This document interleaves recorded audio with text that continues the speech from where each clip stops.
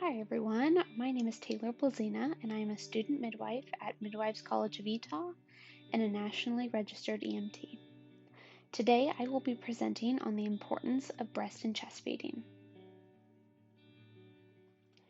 There is a common misconception that breastfeeding and chest feeding is only intended for feeding infants, when in reality it does so much more. The act of nursing a baby has benefits far beyond nutrition. It is important to recognize that while formula is a fantastic resource when nursing is not possible, it is not comparable to breast and chest milk. The milk produced by a birthing parent is by far the best option for an infant. Breast and chest milk provides benefits that extend to the infant, the parent, and society on a whole. Let's take a deeper look into the importance of human milk for human health. Human milk contains properties that help build an infant's immune system. While this alone is amazing, what is even more amazing is that breast and chest milk has the ability to adapt to the infant's specific needs. If your baby was exposed to some sort of virus or bacteria, the infant's saliva will be absorbed by the parent through the act of nursing, and the saliva will show the parent's body what type of exposure that the baby experienced. The parent's body will then adapt the milk to contain the proper antibodies necessary to fight off the antigens contained in the baby's body, and will then deliver them to the baby through the milk at the next feeding. As a result, breast and chest-fed babies experience less colds and flus than their formula-fed counterparts. Just as adults need different types of nutrition throughout the day, so do babies.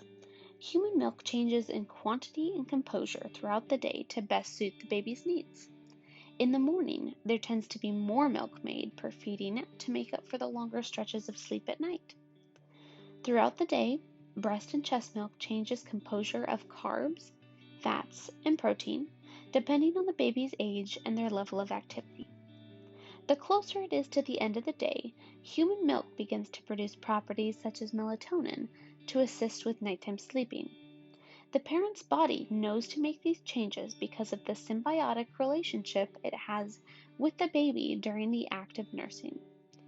While bottle feeding, breast and chest milk is a better option than formula, the human milk is not as able to be as personalized to the infant because of the lack of connection between the parent and the infant, which is experienced through the act of nursing at the breast or the chest. Prebiotics, probiotics, and other necessary gut bacteria are exposed to the infant through breast and chest milk. This results in less diarrhea, constipation, gastroenteritis, gastroesophageal reflux, and preterm necrotizing enterocolitis, otherwise known as NEC. There is an increasing number of studies that report on associations between breast and chest feeding and long-term protection against chronic disease. Breast and chest feeding produces hormones within the nursing parent's body, such as oxytocin and prolactin. These hormones have soothing effects on the nursing parent and promote stress reduction and positive feelings in the nursing individual.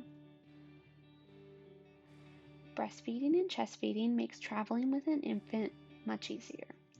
Breast milk is always clean and the right temperature. It is always available on request of the infant.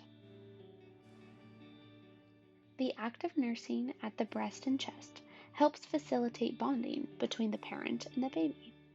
This is due to the increased amounts of skin-to-skin contact, stroking, and holding of the baby that naturally take place while feeding.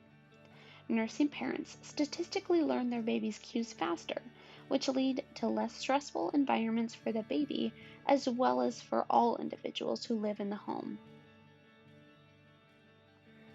Breast and chest-fed babies have a lower chance of developing the following health conditions as they age: fewer instances of allergies, eczema, and asthma, fewer childhood cancers such as leukemia and lymphomas, lower risk of type 1 and 2 diabetes, fewer instances of Crohn's disease and colitis, lower rates of respiratory illness, fewer speech and orthodontic problems, fewer cavities, less likelihood of becoming obese later in childhood, improved brain maturation, and decreased chances of developing neurodevelopmental disorders later in life, such as attention deficit or hyperactivity disorder and autism spectrum disorder.